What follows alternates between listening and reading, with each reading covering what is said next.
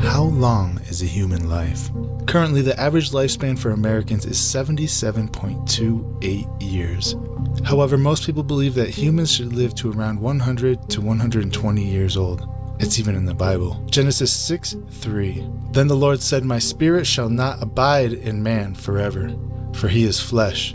His days shall be 120 years. Also, Deuteronomy 34:7 tells us that Moses lived to 120 years old. Moses was 120 years old when he died. Yet his eyes were not weak, nor his strength gone. End quote. Now, let's say you had the chance to decide how long you would live. What would you pick? 100 years? 1,000 years? What about 10,000 or even 20,000? Sounds insane, right? Well, think again. Right now, as you watch this video, there are transhumanist forces working towards that exact goal. You see, with the rise of gene editing technology and DNA modification, scientists are doing exactly that. They're trying to extend human life to 20,000 years. The future is great, but only for a very small fraction of all people. So you might imagine that a tiny elite or just a single nation or some subset of humanity get to reap the benefits of transhuman technologies and that the rest are left out. And this is one of the reasons why transhumanist movement is active today, which is to try to work to improve access to these benefits to all people and across the globe.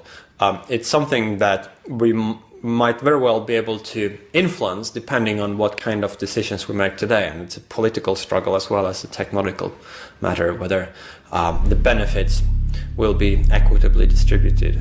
So imagine a young woman, she's just given birth, and then she needs to make the decision. Is she going to have her baby modified? So say she decides to do that.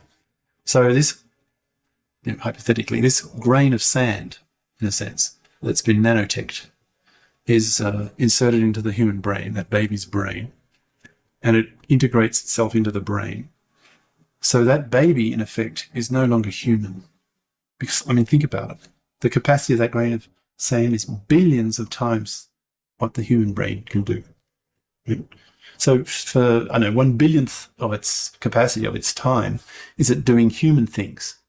And the other 99.9999999% of the time, it's doing artelecty type things.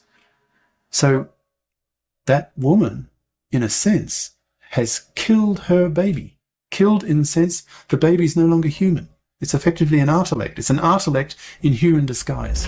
Then it starts to give you abilities, and you believe you can do things outside the normal realms of humanity. So your values, your morals start to change immediately. What I'm really interested in is to try to understand the bigger picture for humanity, our place in the world, and what might lie in store for our species in the future. Particularly the way we might use technologies to enhance ourselves or to go beyond what we currently think of as our human nature, whether it might be by radically extending the human lifespan through solving the problem of aging, or increasing our intellectual capacities, improving our memory, or taking control of our own emotional states. I think that we are right now in a transitional phase where before the end of this century we will either have gone extinct, or we will have most likely taken the step to become what you might call transhumans or posthumans, or just very enhanced humans that have reached their full potential. And I think this transition is the most crucial phase of our species' history. It's really, really important we get it right. Quote, the professor of molecular biogerontology at the Institute of Inflammation and Aging at the University of Birmingham in England talked with Scientific American about the tools needed to really impact human aging. And he isn't focused on gaining a few years here or there. He wants to add thousands of years to human lifespan. All it takes, he believes, is a new technology that's yet to be created that can eliminate aging at the cellular level, repair DNA, and reprogram cells for a drastically different aging process. He said, "My hypothesis is that we have a very complicated set of computer-like programs in our DNA that turn us into an adult human being," he told Scientific American. "But maybe some of these programs, as they continue into later life, become detrimental."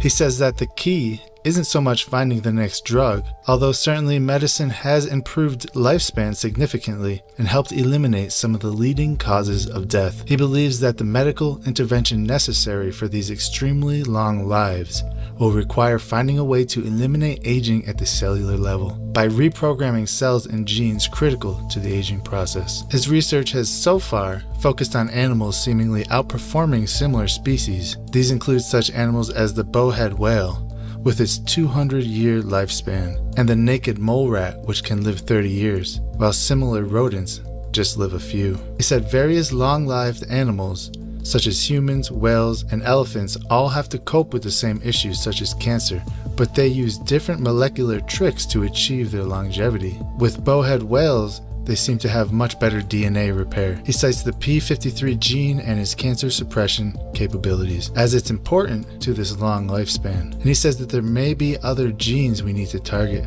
While adding in new drugs, rapamycin has shown to lengthen the life of animals as much as 15%. It has an impact. Achieving wild lifespans of 1,000 to 20,000 years would require cells that don't age. To figure out how to stop the cellular aging process in its tracks, humans need to be a bit more like a naked mole rat. In terms of cancer resistance and probably overall aging as well, it's their ability to respond to and repair DNA damage, he said, adding he believes aging is more of a software problem than a hardware problem. He believes, at least in theory, that humans can have radical interventions that rewrite genetic software and redesign human biology to delay or even reverse aging. In practice, it is difficult, but in theory, I think there's a huge potential. By huge, he means pretty much as huge as you can imagine.